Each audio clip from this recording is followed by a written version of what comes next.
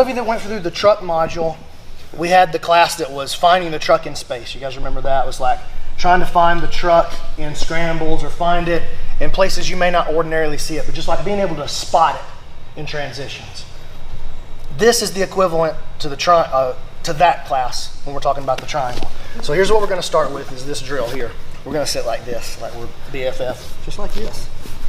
All right, and I'm gonna put my arm around you and you're gonna put your arm around me just like that. Now I'm gonna jump on you, so don't fall down, right? Yes. Be strong. I'm just gonna put my weight now on my hand and my weight on my leg, right up here on the back of his neck. And I'm just gonna lift up and I'm gonna shoot my leg through all the way around to the other side, and when my hand comes off the ground, I'm gonna be in the home base. That's the whole drill. Okay? We're gonna do it slow like that, okay guys, don't worry. But as you get the hang of it, you're gonna see, after like 3 or 4 reps, you're gonna go, oh, this is pretty easy, this is not that hard.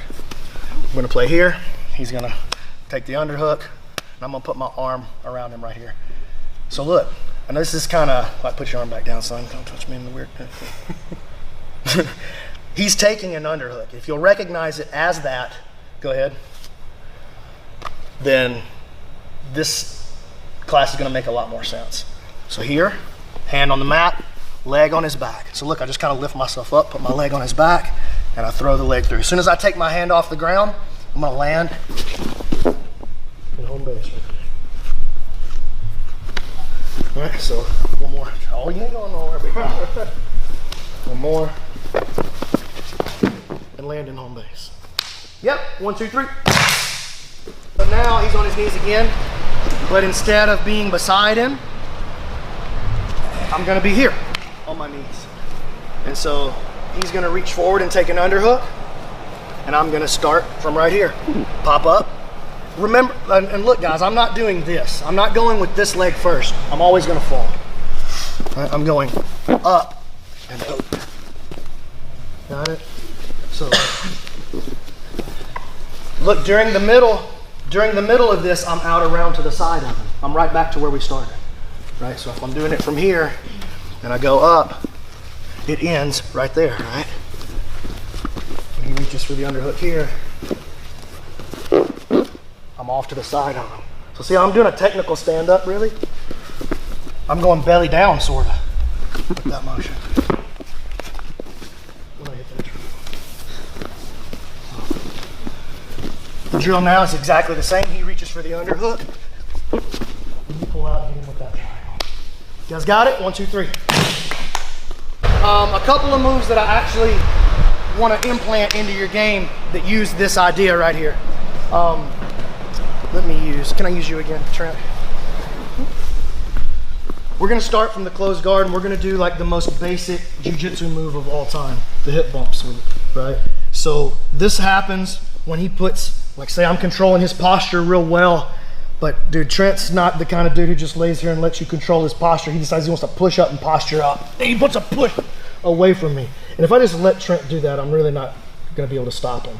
Okay, so this particularly is happening when they're pushing either on the floor or on your chest. If they're pushing on your hips, like start doing that by pushing on my hips. I can keep you from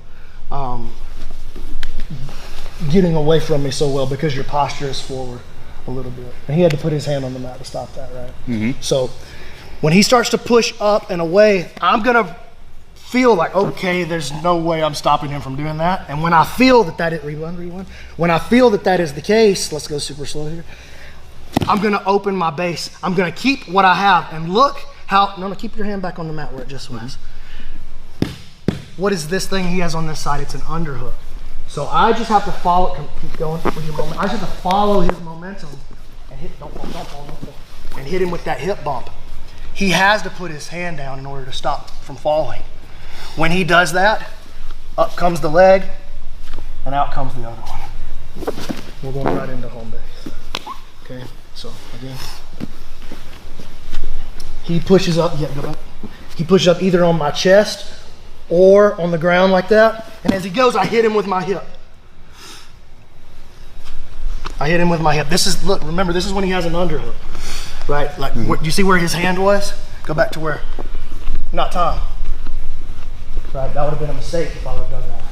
I would have tried to throw my hip up and he'd have framed it off, and I would have got back down here, and now Trent's loose. He's about to hit me in my face.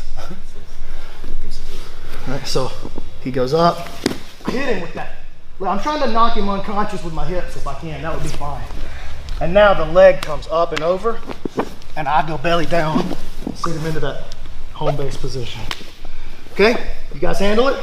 Make sure that the triangle, the hip bump sweep, is a real offering. Like if you just kind of tag him, he's not gonna feel like he has to put his hand down. The harder you hit him with your hip, the more real the sweep is, the longer the hand stays on the floor, because he has to now generate enough momentum to push himself back. That's the only way he's coming back up. He's gotta go like this. So when you hit him, stick him back here on an angle, boom, and open that gap wide. Hang the weight, belly down with a technical stand up, and you should be right into home base. Honestly, this is one of the most predictable moves in all of jiu-jitsu.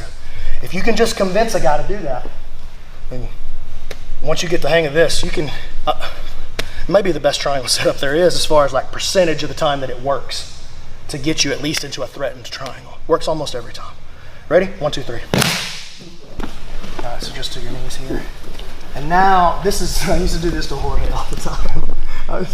I did it to Jorge every time until he started leading with his elbow like this. So he started defending my seated guard attack with his elbow like this. And you'll see here in just a second why I stopped doing the triangle. Right now, look, I'm gonna throw the hip bump from here. So as we get to start playing, that's it, right there. When I see him come forward, I'll push him back a little bit, and if he relaxes right there and he doesn't fight me back, that's it. Whack, whack, whack. I'm gonna hit you hard, so be ready to base. You ready? Mm-hmm. I'll just hit him with it right there from the open guard. So my objective is to not tell him that that's coming, right? Because if he'll just fall over, that would be the best, man. Like if he doesn't put his hand down, whack. Okay, cool. Maybe I'll never make it that far. You know. But they're gonna put their hand down if they got any kind of skill at all. And if they don't, that's cool. You're rolling with a new guy. That's fun too. Right, so. Okay, so that's just another one that you can add to the, thank you. You're off the hook now. I'm not gonna beat you anymore. I'm gonna beat you. Okay, let me throw a disclaimer at you real quick. I don't fly. It's not in my rule set. It's against my principles. I do not fly, but I will do this. This is something, hey, y'all stop touching each other. Oh no, man. This is something Nathan Orchard showed me in a private lesson. And it's the only way I've ever had any confidence to throw a flying triangle. Also got a cool ankle pick out of it too. So we're squared up and he reaches for the underhook. Cool. I'm gonna catch him, catch the other wrist. And I'm gonna step in deep and try to uchimata this leg here. Now right there, I'm gonna leave that leg up and then I'm gonna plant right behind him, right there. That's real important that I don't just stick my foot back down here. He's not off base anymore. When I put my foot down, it's here. You see how he's falling, you see? Now I'm just gonna change levels and touch his ankle. He's gonna have to put his hand down. It's not a flying triangle anymore. Now it's a falling triangle, and it's super simple. So, throw that uchimata. Boom! Boom, right there. That's real crucial that I step behind his ankle like that. And if I miss the ankle just a little bit, perfect. Control the wrist, step in. Look, I'm no judo guy, okay? So don't criticize, especially those of you watching. Please don't criticize me. I don't care. This is the only reason I do it. I'm not trying to throw an uchimata. I just want to get the first part right enough. Oh, he's gonna fall backwards. Paul, how my guy gonna die if you do that one? Okay, everybody understand? 1, 2, 3. I don't want to hear from no judo people. I want to hear from y'all. I love y'all, but I ain't trying to learn judo. It hurts. I want to cover one other thing. So, Keith, let me use you for this if you don't mind. Let's go to the bottom of the mount. Okay, so in the UFC the other night, this happened 3 times in one fight. One fight, this happened 3 times. So when I show this to you, you're gonna be like, who would ever do that? 3 times on Saturday night it happened. Gargorio did it. Eduardo Gargorio? Gargorio. At Italiano. Gargorio did it like this, okay? He was piecing homeboy up on the feet, and then he got pushed back against the cage during a takedown attempt, or not against the cage, but close to the cage, ended up on the ground. Terrible takedown defense. Don't tell him I said that. But it wasn't the best takedown defense I've ever seen in the UFC. But it looked, after the first time I was like, oh, he scrambled, oh, he's terrible. What a terrible move he did to get up, but he's out of the bottom of the mount. And the second time I went, did he just do that same thing twice and it worked twice? And then I told Keith and them, I was like, look, if he gets taken down, he's gonna back up to the fence and he's gonna get up again. It's exactly what he did. And watch what he did. He got taken down and he like shoulder crawled his way back against the fence. So you gotta imagine that there's a plane for Keith to move up right here, okay? Yes, and this is exactly what he did. Go back.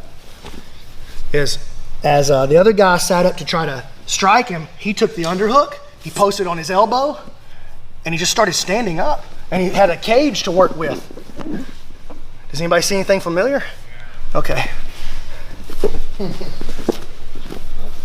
guy wanted it as well, but he never. Well, he tried it the third time. He tried to do it to him the third time, but he didn't have this class. He didn't do these drills.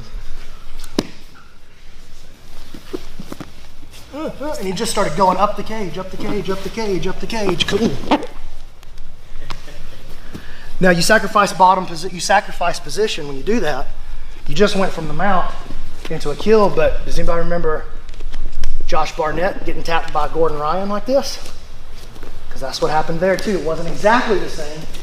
It was more of a hip bump kind of situation on top. So Barnett just put hands in and goes, beast mode. You gotta pretend Keith's strong. Yeah, he just does, it just sits up. Go back, we're pretending you're strong. Not sideways. Up. Like sit up, Josh Barnett. This way. No. Yeah, he started doing it this way. And as he started to make success, that hand hit the mat. Gordon just slipped the triangle in on him. We're looking for this thing in these transitions and these scrambles, being able to spot it when things get weird. And if you've got the best submission in jiu-jitsu in your bag for just in case things get weird, then you're very, very, very dangerous.